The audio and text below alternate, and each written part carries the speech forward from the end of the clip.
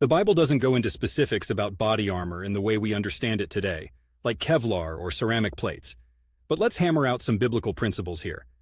Back in the days of Paul, Ephesians, and Corinthians, armor was a vivid metaphor.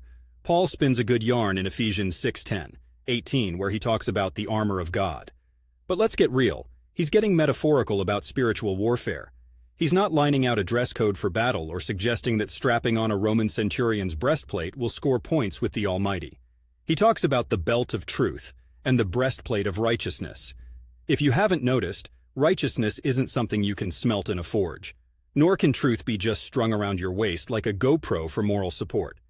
Now, translating this metaphor to body armor in modern high-risk situations isn't apples to apples.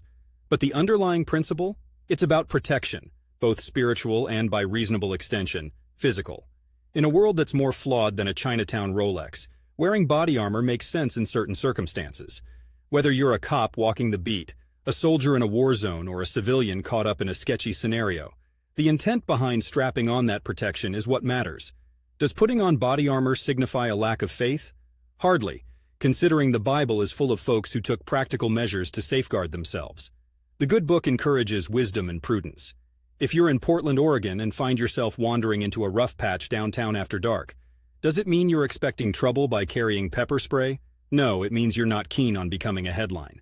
In a world that throws curveballs like it's trying to win the World Series of Mayhem, protective measures are more about stewardship over the gift of life.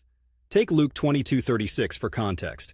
Jesus advises his disciples to sell their cloaks and buy a sword. Clearly, even he acknowledges there's a time for garden prayers and a time for practical defenses.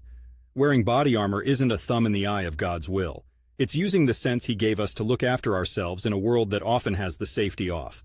So, buckle up that spiritual belt of truth, but don't fret about strapping on the Kevlar when the situation calls for it.